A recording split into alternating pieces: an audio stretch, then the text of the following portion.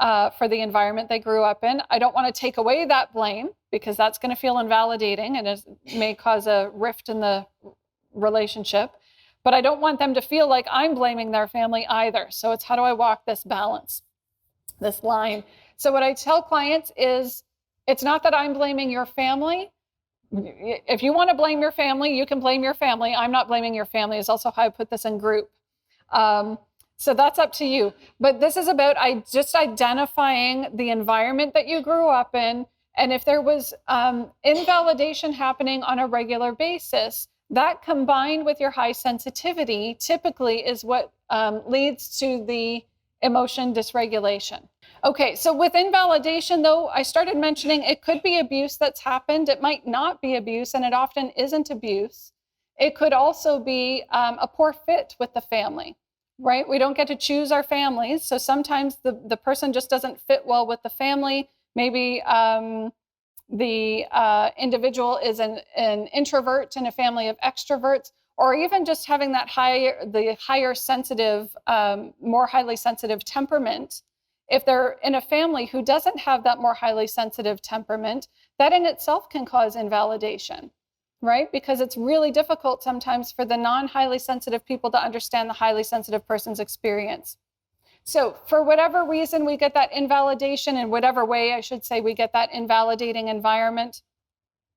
The person's experiences are ignored or judged or minimized, or they're punished for having those experiences. And that combination leads to emotional dysregulation in the long term. So some of the consequences that we get here, first off, is that the child doesn't learn how to label their emotional experiences accurately.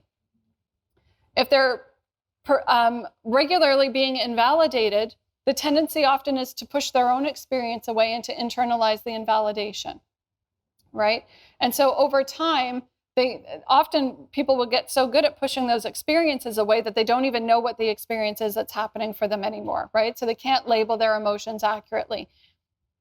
Sometimes they'll also look to their environment to figure out, what should I be feeling?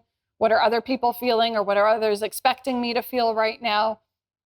And they'll base their experience on what those expectations are.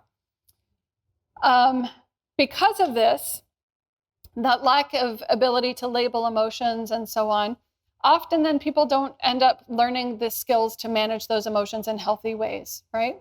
So this is when problem behaviors or target behaviors come into play. So they start turning to substances or to food or to avoidance mechanisms of some sort or whatever. They find ways of dealing with those emotions because they're not learning the healthy skills to deal with them. So problem behaviors, whatever the problem behavior is that I'm seeing with my client, or that they're coming, maybe they identify it as a problem behavior as well. Whatever problem behaviors they're coming with, typically we can see those as basically they're the unhealthy behaviors they've developed in order to manage their emotions.